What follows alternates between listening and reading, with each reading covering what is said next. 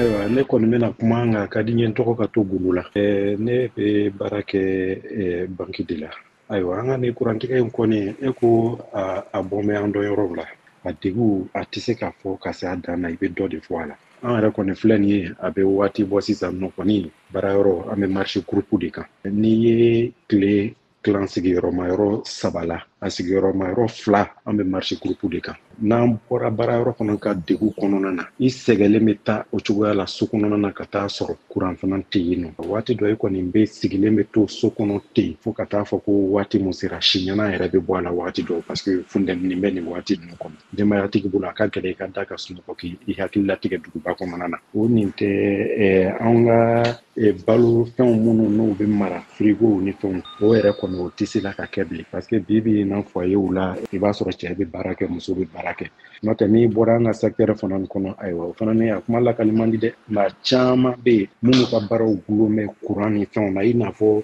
soudeur n'a ɲɔgɔnnaw n'olu kuma ni ye a kɔlɔlɔ barika ka bon. Ne ye Mamu Kone ka bɔ Kayi. Kurantigɛ gɛlɛyaba de b'anw kan parce que ne ye jɛgɛ baarakɛla de ye. Hali k'a da an bɛ an ka jɛgɛw mara glace la an tɛ glace sɔrɔ n'an taara an ka so an bɛ tile dugu kɔnɔ k'an bɛ lafiya n'an taara an tɛ se ka sunɔgɔ an tɛ se ka télé lajɛ an tɛ fosi fosi kɛ hali denmisɛnninw b'u ka leçon ta ni min ye an t'a sɔrɔ an ka ca ni kalo joli bɛ an bɛ nin problème kɔnɔ anw bɛ tila la ka si a la n'an y'a sɔrɔ a da ye minute dama damani dɔrɔn b'a tigɛ gɛlɛyaba yɛrɛ de b'an kan walahi ne yɛrɛ ka jagokɛyɔrɔ la n ka jɛgɛw fo tuma dɔ la u bɛ tiɲɛ o gɛlɛyaba bɛ n kan ni solution sera ka k'a la a bɛ diya ni maliden bɛɛ lajɛlen ye. Moriba Traoré Yero an ka baara bɛnnen don image canal ma